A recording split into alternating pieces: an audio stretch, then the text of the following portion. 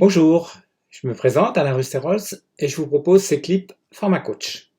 Ce clip numéro 11 sera consacré à l'entretien d'évaluation de la performance. Après avoir vu dans les clips précédents la clarification des rôles grâce à la description de fonctions, la fixation des objectifs et le coaching opérationnel, l'entretien est l'étape qui boucle le cycle du management de la performance. Cet entretien, qui doit être formalisé puis contrôlé par les RH, se déroule chaque année et doit faire un point exhaustif sur la fonction, sur la manière dont elle est tenue par le collaborateur et sur les relations entre le manager et le collaborateur. C'est donc un triple bilan qui est réalisé. La performance du collaborateur est analysée par le manager. La position du manager en termes de coaching est commentée par le collaborateur. Et le contenu du poste est révisé en termes de rôle et de responsabilité en fonction du bilan qui va être établi. Voici les éléments clés à retenir pour effectuer un bon entretien, que vous soyez collaborateur ou manager.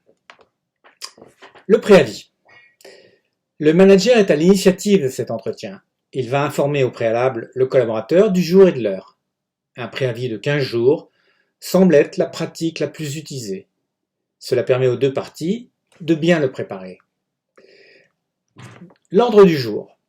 Le manager va préparer la liste des points qu'il souhaite aborder. Il ne faut rien oublier. Revue des contributions et des activités, analyse des objectifs, compétences mises en œuvre, etc. Il peut se baser sur les fiches de coaching. Je vous conseille de voir le clip numéro 11 sur le coaching.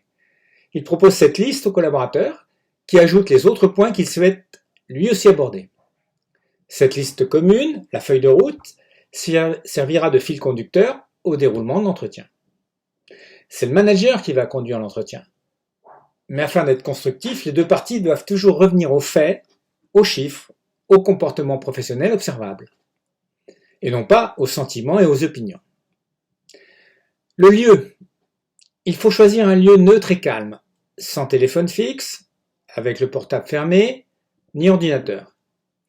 Nous avons vu souvent des entretiens passés dans le bureau du manager ou lors d'un déjeuner au restaurant qui n'ont pas montré leur efficacité.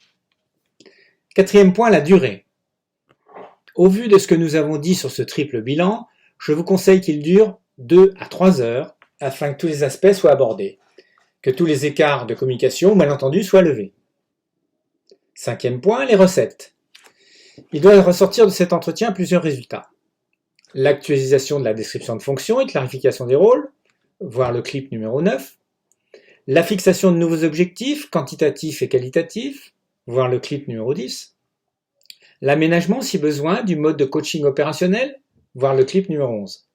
Les actions de formation éventuelles, des avis ou décisions sur la rémunération, et enfin une cotation sur l'échelle des talents qui permettent l'évolution de carrière au sein de l'entreprise.